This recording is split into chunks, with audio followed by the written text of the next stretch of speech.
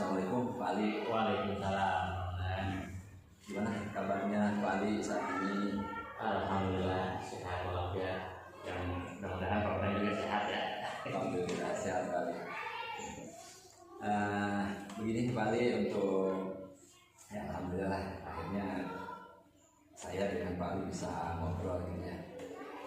Tujuannya pada hari ini kita melaksanakan pra-observasi yang nanti akan dilaksanakan di kegiatan observasinya. Nanti saya akan masuk ke kelas Pak Ali, tapi pada hari ini kita melakukan pra-observasi terlebih dahulu yang rencananya untuk mengembangkan diri kita sebagai seorang pengajar, seorang pendidik. Nah, kira-kira yang akan Pak Ali isi kelas berapa? Kayaknya lebih enak, lebih santai di kelas 4 aja Pak. Kelas 4. Kelas 4. Terus waktunya yang akan dilaksanakan Kelas 4 itu jadwalnya berarti hari Rabu. Hari Rabu, ya. Hari Rabu kebetulan tanggal 14 kemah ya. Itu seminggu setelah kemah, tanggal 21 Agustus ya. 21 Agustus ya. Sekitar 21 Agustus kita akan melaksanakan. Jadi sepakat ya Pak Ali, kita laksanakan pada kegiatan tersebut. Nanti Pak Ali mengajar, saya sebagai observernya. Kemudian tujuan yang ingin Pak Ali capai dalam kegiatan supervisi ini kira-kira apa Pak? Tujuan yang diharapkan dalam supervisi, pembelajaran supervisinya, ya kita mendapatkan masukan kali ya, masukan tentang kekurangan dan apa yang harus kita perbaiki sehingga pembelajaran ke depan bisa lebih menarik anak-anak.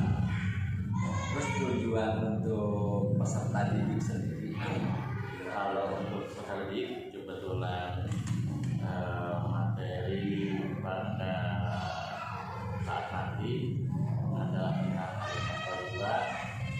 Jadi diharapkan siswa dan mampu menyebutkan beberapa bentuk kalimat praduga dan bisa menyebutkan dalam atau pada saat seperti apa kalimat praduga diucapkan. terus yang nanti akan saya amati kira-kira di bagian mana nih? Dari keaktifan siswa kan, atau dari kemampuan siswa? Perundang enaknya tuh berkata itu ya sebetulnya untuk supervisi kan ya namanya jadi ya, bisa juga dari perangkat pembelajarannya seperti RPP atau dari simulasi kondisi belajar itu strateginya seperti apa, atau juga bisa diamati tentang proses mungkin kan anaknya hidup juga dalam belajarnya pasti tidak ya kembali lagi ke bangunan rencananya Siap. tentang apa ini. Kemudian berbicara tentang strategi pembelajaran yang akan Pak Ali terapkan, kira-kira strategi yang seperti apa dan bagaimana yang akan Pak Ali gunakan? Kalau untuk macam-macam strategi, saya juga bingung nih modelnya apa namanya gitu ya. Ya kalau saya sendiri mah nyebutnya gado-gado lah, gado-gado ya. Strategi selama iya jadi disebut gado-gado deh ya, karena di dalam pembelajaran tersebut juga menggunakan ceramah dan di samping ada penjelasan juga yang saya kenal ceramahnya, dan juga di dalamnya ada tanya jawab kita relasi kita dengan siswa gitu ya. Terus di samping itu juga nanti ada action siswa, karena dalam pembelajaran nanti dicoba pendekatannya ke lagu, ke lagu saja. Jadi nanti supaya penerapannya supaya anak enjoy lah belajarnya. Jadi ada action juga nanti siswa untuk maju ke depan melakukan tentang lagu Kalimat Thayyibah. Siap, sangat menarik Pak Ali gitu ya. Kemudian di harapan setelah kegiatan praobservasi, jadi setelah kegiatan ini nanti kira-kira harapan Pak Ali apa? Dengan kegiatan observasi sekarang ya, observasi ya, karena sudah ada obrolan di awal ya, kira-kira akan sedang menentukan ya. Nah nanti saya mau mantau aktivitas siswanya Pak, tapi paling tidak kita sudah siap bagaimana menciptakan suasana yang aktif kondusif ya saya. Kalau misalnya mau memantau tentang strateginya Pak, ya kita juga ya, mungkin mempersiapkan ya. Jadi dengan adanya observasi sekarang dia membantu juga dalam pelaksanaan observasi nanti. Baik, saya kira cukup kali ya untuk kegiatan praobservasi nanti. Semoga nanti di dalam pelaksanaan observasinya lancar, kemudian sesuai dengan jadwal yang kita tentukan. Pak Ali, hatur nuhun, terima kasih atas obrolannya. Mudah-mudahan Pak Ali sehat. Sama-sama, amin. Ya, demikian yang saya tanyakan. Assalamualaikum warahmatullahi wabarakatuh.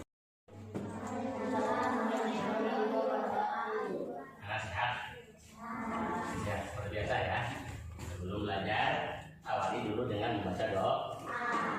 Silakan kayaknya Dede, pimpin doa.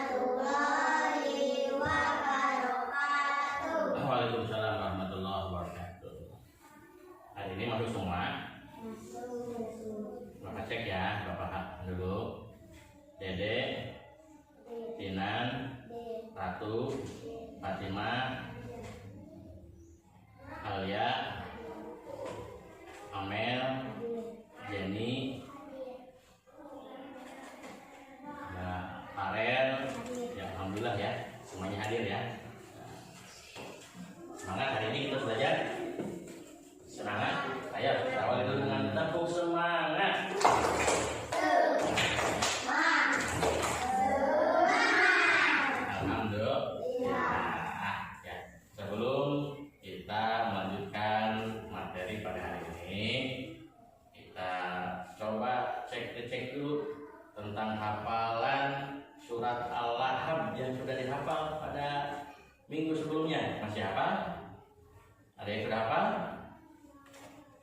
Ada yang belum apa? Ayo kita baca dulu bersama. Ya, bareng. A'udzu billahi minasy syaithanir rajim. Ya, tadi keras. Bismillahirrahmanirrahim. Tabbat yada Abi Lahabin wa tab. Ma aghna anhu maluhu wa ma kasab. Sayasla naran talahabi wa imra'atuh hammalatal hatab fi jidha hablum min masad. Shadaqallahul azim. Alhamdulillah. Ketika mata pelajaran atau pelajaran yang dipelajari sudah nempel di hati, ya, itulah yang namanya ilmu. Karena ilmu itu ilmu sudur, lapis sudur.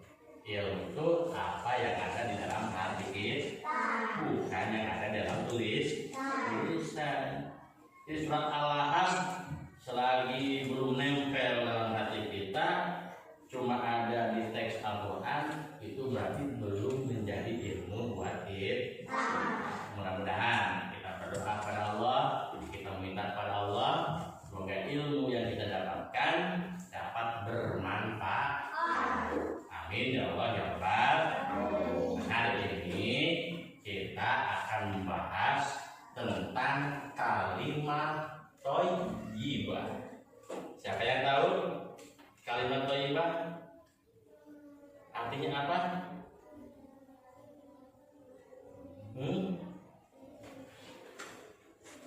Kalau kita artikan ke dalam bahasa Indonesia, kalimat itu ya kalimat, thayyibah itu yang baik.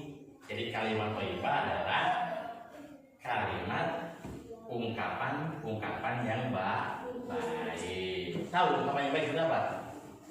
Ayo, contohnya apa? Apa baik? Subhanallah. Apalagi? Allahu Akbar. Apalagi? Kalau kaget? Astagfirullahaladzim. Lainnya la ilaha illallah. Apalagi? Ayo yang tahu nih. Banyak ya, banyak macam-macam kalimat thayyibah. Kalimat thayyibah adalah kalimat yang baik yang perlu kita ucapkan dalam keadaan-keadaan tertentu. Hari ini kita akan membahas kalimat thayyibah bismillah, atau sering juga disebut dengan basmalah. Ya. Kapan bismillah diucapkan? Bismillah diucapkan pada saat kita akan melakukan segala bentuk kegiatan. Kegiatan apa? Apa saja. Ya, coba Dede, kegiatan apa saja yang dilakukan pagi-pagi ini? Pagi-pagi ngapain?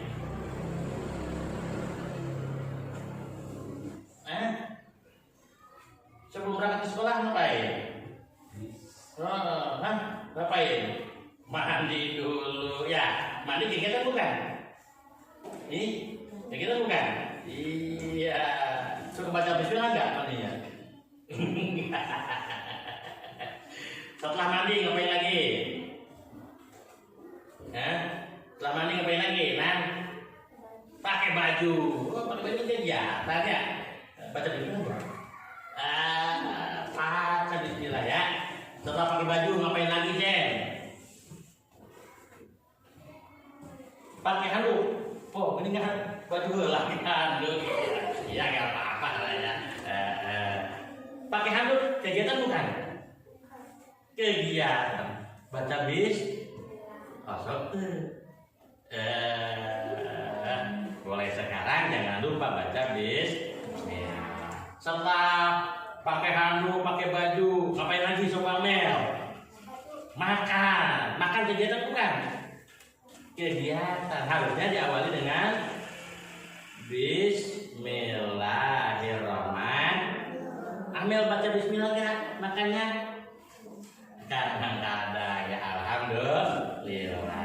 Setelah makan apa lagi Sobat Farel?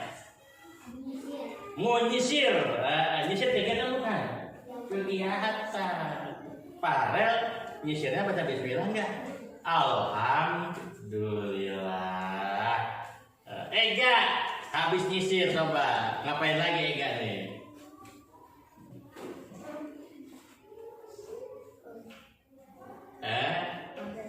Pakai sepatu, iya. Pakai sepatu itu juga kegiatan. Suka baca Bismillah nggak Ega? Enggak. Mulai sekarang jangan lupa awali dengan Bismillah. Ya nanti ya. Ratu, kegiatan apa saja? Ayo, yang Ratu lakukan. Yang belum disampaikan tadi sama teman-teman. Apa ya? Berpikir sama batu Fatimah.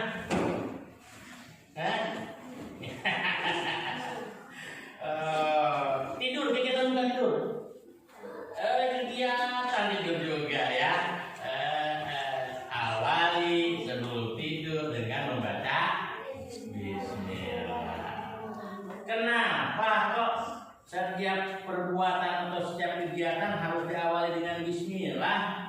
Supaya kita mendapatkan keberkahan dari Allah. Yang pertama tuh, yang kedua ya sebagai sunnah Rasulullah. Ya, perintah dari Rasulullah seperti yang ada di depan ini. Ini adalah hadis Rasulullah tentang membaca Bismillah. Ayo kita baca bersama. Kullu amrin, ayo. Mana suaranya keras? Kullu amrin zibalin, ayo.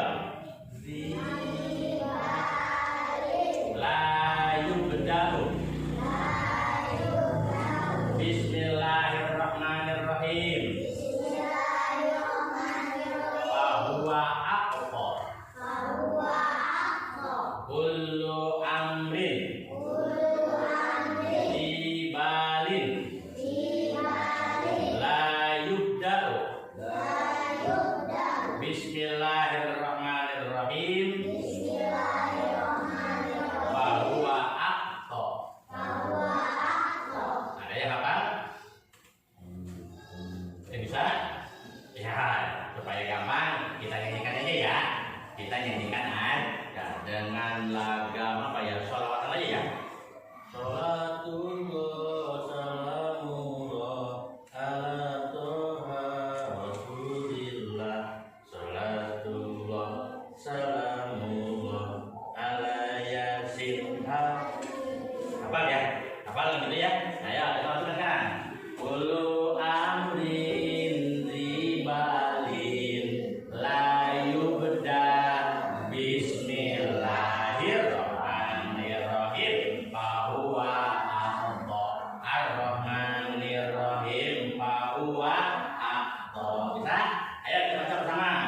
Kullu amrin zibalin la yubda bismillah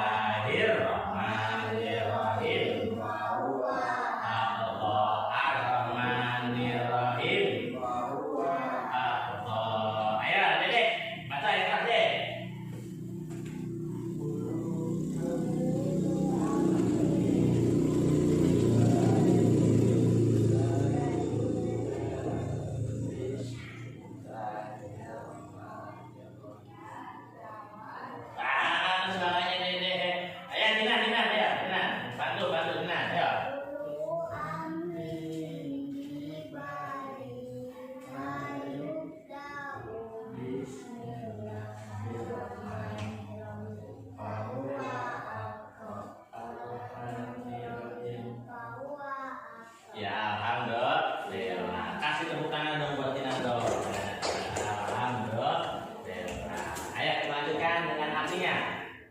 Setiap perbuatan baik tidak diawali bismillah, maka jatuh perbuatan itu menjadi kurang.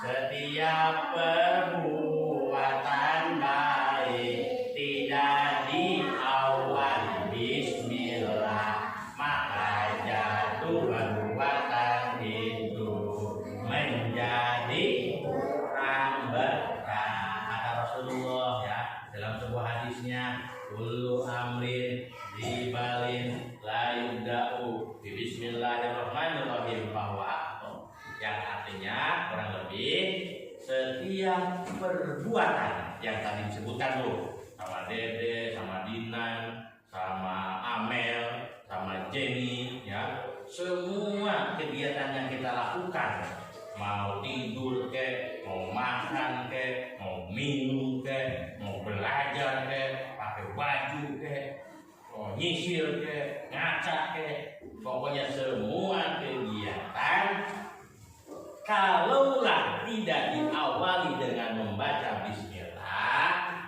maka kegiatan tersebut tidaklah berkah, tidak menambah kebaikan. Manfaatnya cuma searah, manfaatnya cuma sedikit. Contoh, Neng Ratu makan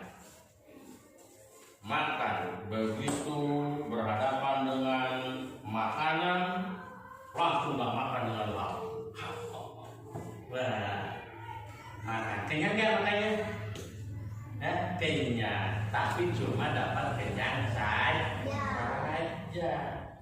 karena tidak baca bis.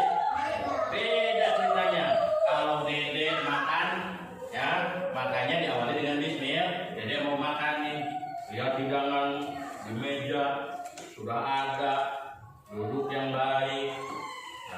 Ketika sudah berhadapan dengan makanan, tidak lupa dia dibaca bismillah. Bismillahirrahmanirrahim. Baru makan. Kenyang nggak ya? Kenyang.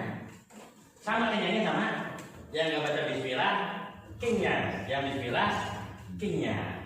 Tapi yang tidak baca bismillah ya, tidak baca bismillah tidak mendapat pahala baca bismillah. Yang baca bismillah dapat pahala ya.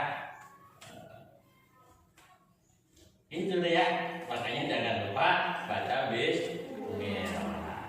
Ketika Dede makan baca bismillah, si makanan pun menjadi ridho pada kita, menjadi ridho pada Dede untuk dimakan. Alhamdulillah ya Allah, aku dimakan sama Dede. Dede makannya bismillah dulu. Aku ridho ya Allah. Mendoakan semoga Dede jadi anak yang baik ya Allah. Semoga Dede sehat. Doain sama makanan.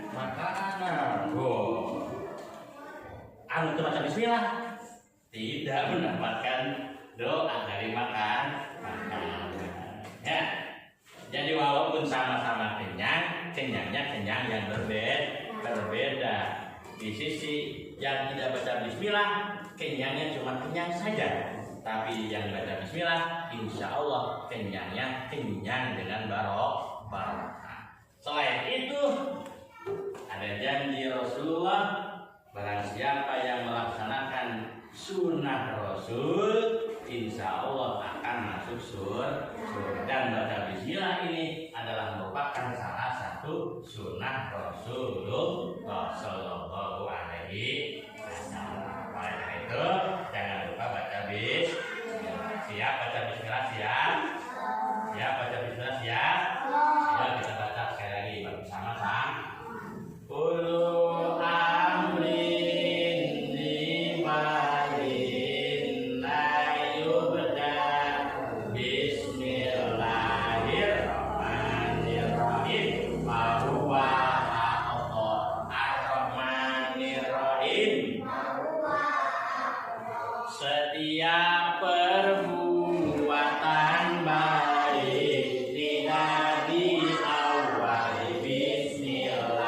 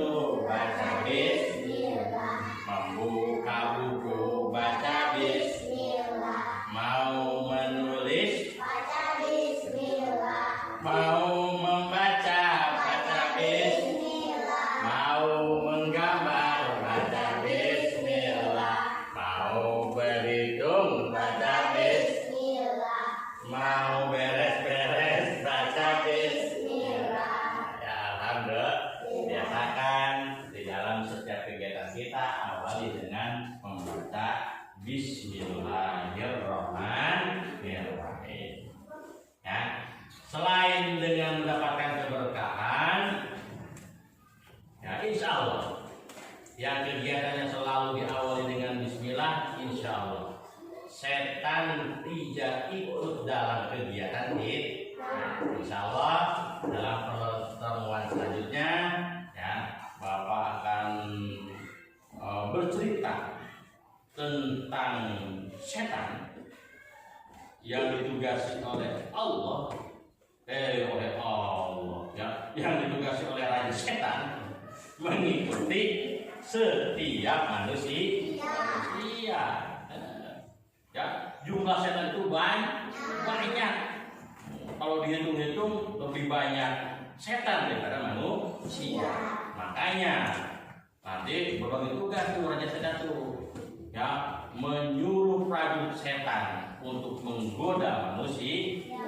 Ya, ada yang ikut ke Dede, ada yang ikut ke Dinan, ada yang ikut ke Ratu, ada yang ikut ke Fatimah, ada yang ikut ke Alia, ada yang ikut ke Amel. Semua ada tuh sapi-sapinya. Apa tugasnya? Tugasnya membisiki Dede, mengganggu Dede, ikut dalam kegiatan Dede. Tapi insya Allah kalaulah Dede, kalaulah Dinan, Jenny, Amel dan semuanya tidak lupa membaca Bismillah ketika akan melakukan kegiatan, setan tidak akan ikut serta dalam kegiatan kita. Ratu mau masuk ke kelas, baca Bismillah dulu, Bismillahirrahmanirrahim. Setan tertolak, tidak ikut masuk kelas, tidak berdampingan dengan Ratu di pojok di sana sedang menangis setan. Tapi kalau Dede lupa masuk kelas hingga baca Bismillah, setannya duduk di samping Dede di sini. Makanya dicolek Dede, tengok kanan, tengok kiri, karena itu ada gangguan setan. Oleh karena itu, jangan lupa mulai hari ini dan seterusnya awali kegiatan kita dengan membaca Bismillahirrahmanirrahim. Siap baca Bismillah? Siap baca Bismillah? Ya, kita baca sekali lagi sebagai penutup ya. Mudah-mudahan menjadi ilmu bagi kita semua. Ayo bersama-sama. Kullu amrin ibarin la yubda bismillahirrahmanirrahim fahuwa ar-rahmanirrahim fahuwa.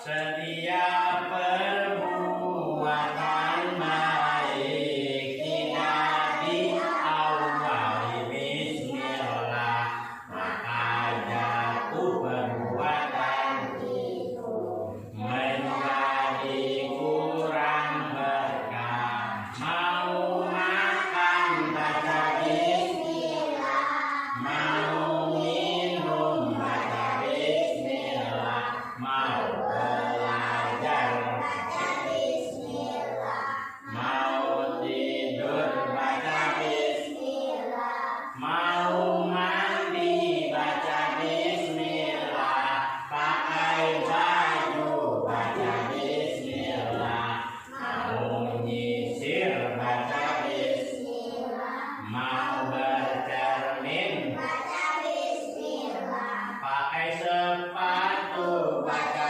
bismillah, berangkat sekolah baca bismillah, membuka buku baca bismillah, mau menulis baca bismillah. Alhamdulillahirabbil alamin. Sekali lagi kita berharap semoga pembelajaran hari ini mendapat manfaat dan mendapat ridho dari Allah Subhanahu wa taala. Amin ya Allah ya rabbal alamin. Ingat, jangan lupa membaca Bismillahirrahmanirrahim. Alhamdulillah. Assalamualaikum warahmatullahi wabarakatuh.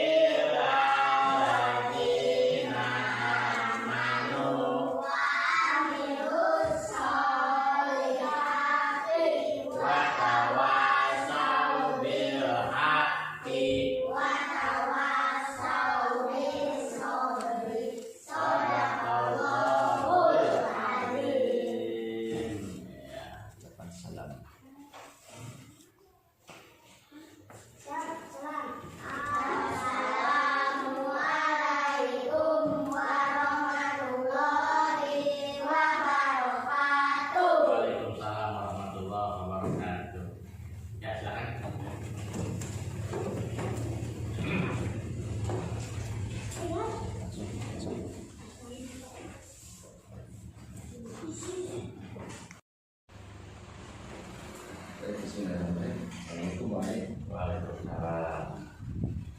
Bagaimana kabarnya hari ini? Kali Alhamdulillah sehat. Alhamdulillah juga sehat ya. Alhamdulillah. Alhamdulillah Pak Ali ya, untuk jadi hari ini kita melaksanakan kegiatan setelah observasi, pasca observasi, maka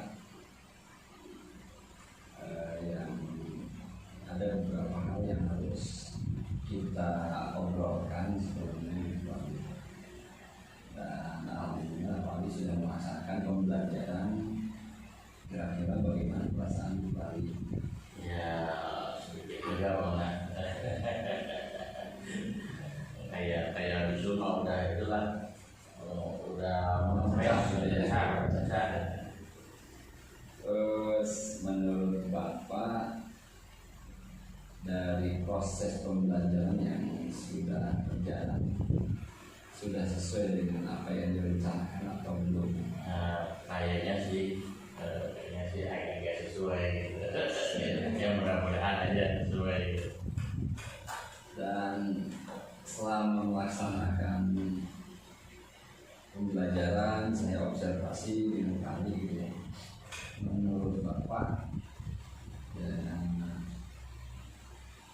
ada perasaan puas atau tidak yang Bapak rasakan selama kegiatan berlangsung?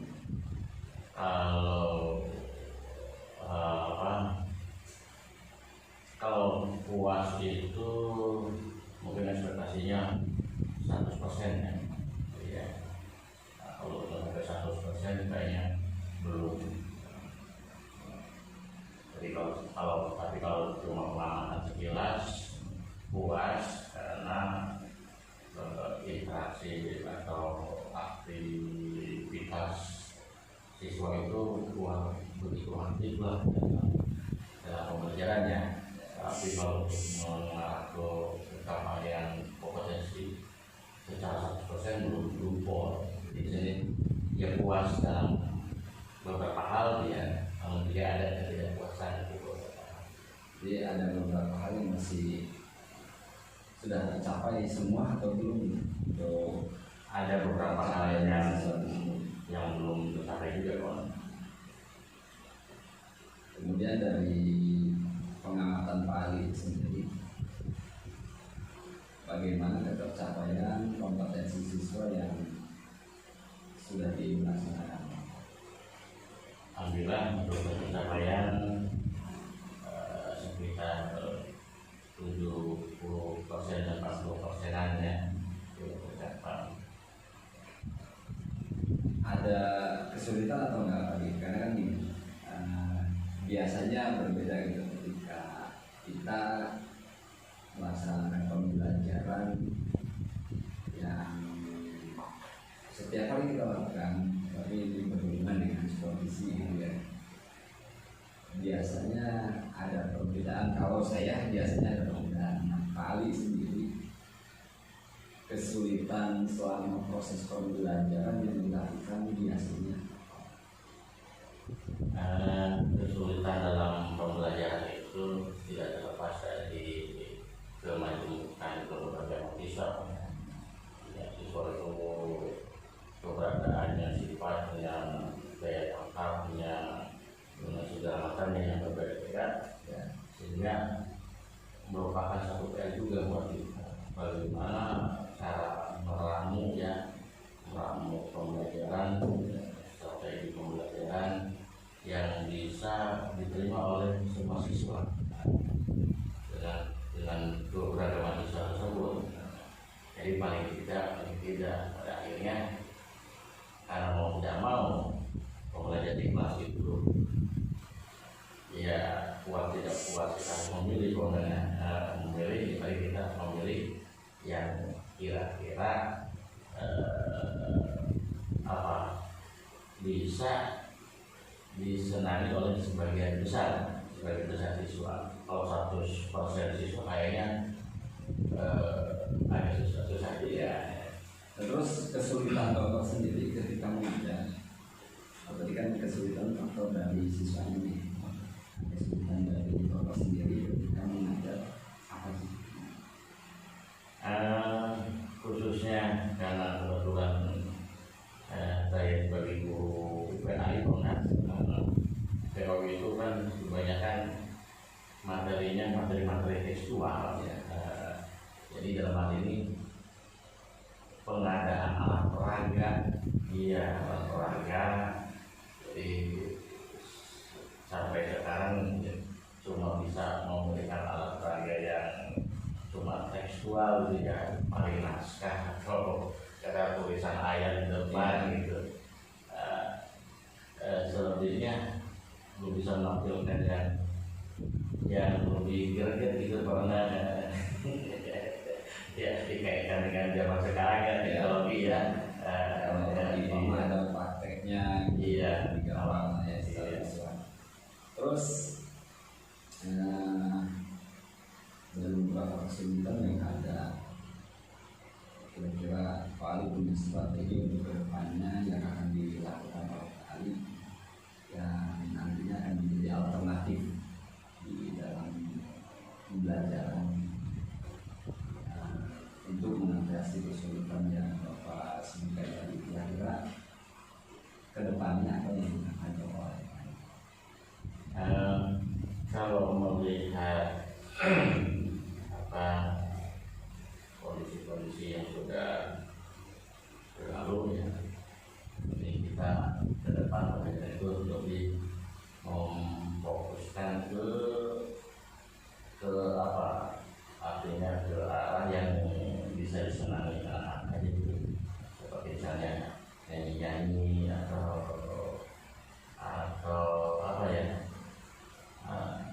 ya nyanyi ya. Kalau ini kan hampir digabung oleh semua anak gitu nyanyinya. Kayak yang mau tidak mau sebelum kita melakukan pembelajaran kita searching di YouTube tentang lagu-lagu yang berhubungan dengan materi yang akan disampaikan di kelas.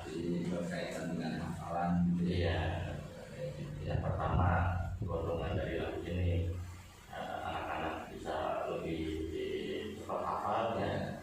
Dengan hafal maka kita juga memberikan pemahamannya lebih santai ya, lebih rileks ya. Anak tetap juga menangkapnya. Terus yang lebih dasar itu jadi anak-anak yang nyetel itu relatif lebih banyak ya.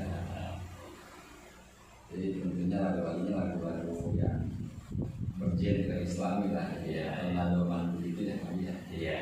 Kemudian hal apa saja yang Pak Ali dapatkan dari kegiatan yang kita lakukan ini? Ya, Pak Ali sebagai guru yang diobservasi oleh saya pada kegiatan ini.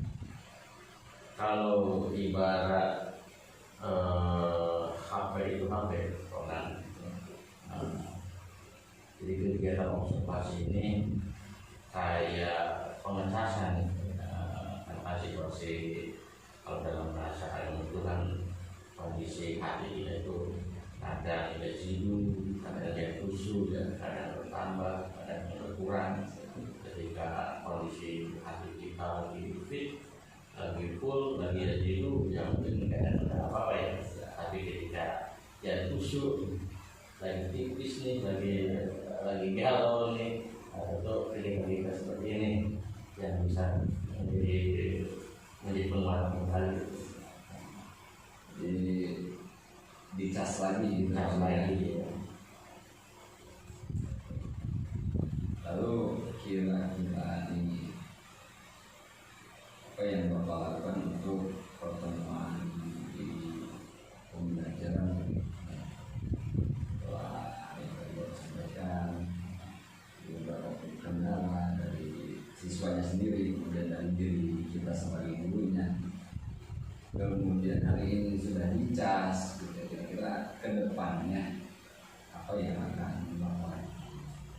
Yang menggali kembali referensi baik referensi lewat searching ya, atau lewat diskusi dengan para guru senior untuk dengan yang lain.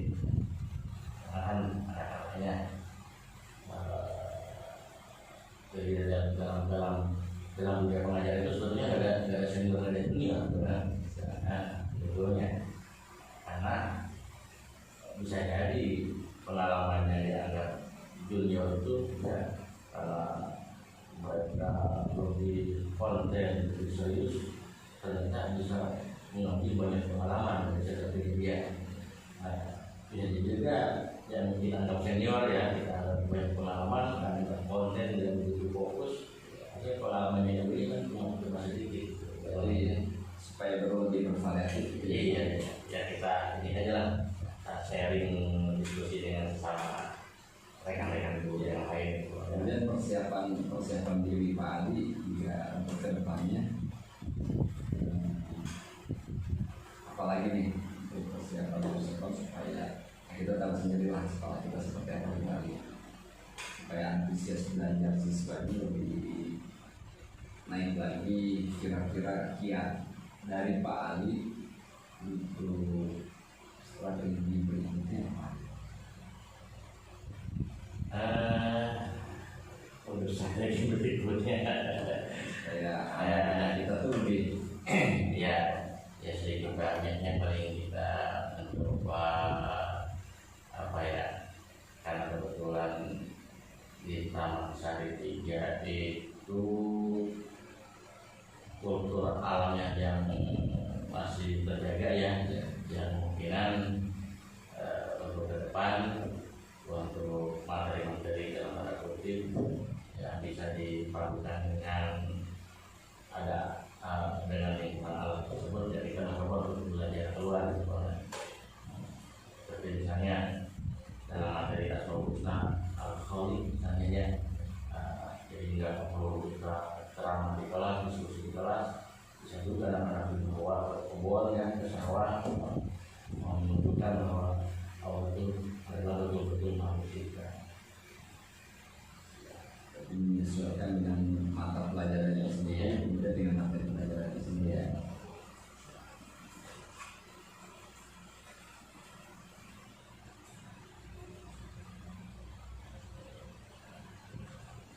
Baik, Pak Ali, saya rasa cukup ya untuk kegiatan hari ini. Mudah-mudahan apa yang kita Pak Ali rencanakan